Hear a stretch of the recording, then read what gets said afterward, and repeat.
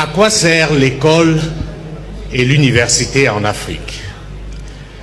Si on veut être gentil, on va dire à rien. Mais comme à Mansa, nous n'avons pas pour ambition d'être gentils, nous allons dire qu'en réalité, depuis des décennies, en Afrique, l'école et les universités sont des véritables camps d'endoctrinement, où on essaye de produire des esclaves. Et oui, mes chers amis, depuis lors, de la maternelle au primaire, en passant par le secondaire et avec pour couronnement l'université, ce qu'on essaye de faire de vous, c'est de véritables nègres de maison.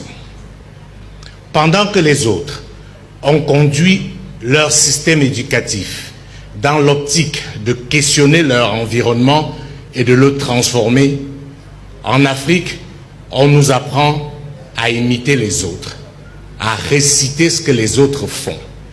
Et c'est pour cela que dans la plupart de nos États, dans la plupart de nos universités, on estime que vous êtes brillants quand vous pouvez reproduire à la lettre ce que les autres ont produit. Ce n'est pas un fait de hasard que même dans un domaine essentiel comme la philosophie, nos référents viennent d'ailleurs. Nous sommes contents de parler de Hobbes, Emmanuel Kant, Platon, Socrate et j'en passe. La question que j'aimerais nous poser, c'est qu'est-ce que ceux-là savent de l'Afrique? Comment pouvons-nous penser notre modèle de société à l'aune des gens qui ont travaillé pour démontrer que nous ne méritions même pas d'être considérés comme des êtres humains?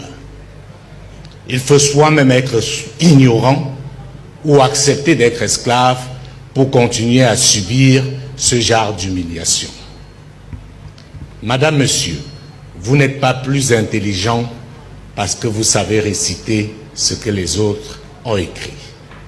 Chers amis étudiants, vous n'êtes pas plus brillants parce que vous pouvez citer les plus grands auteurs du monde.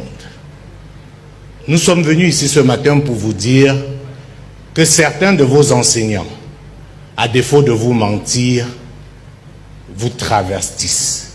Ils font de vous ce que vous ne devez plus accepter d'être, à savoir des esclaves. Ce n'est pas un fait du hasard si dans nos habitudes de consommation, dans notre façon de nous vêtir, dans notre façon de penser et même dans notre façon de manger, nous singeons les autres. L'un des autres éléments palpables, c'est la langue.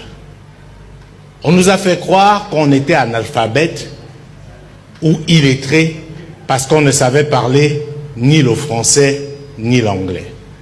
Eh bien, nous sommes venus vous dire que vous pouvez être un parfait ignorant alors que vous maîtrisez bien ces langues internationales. Par contre, vous pouvez être un savant en malinké, en soussou ou encore en peul. N'ayons plus peur de qui nous sommes.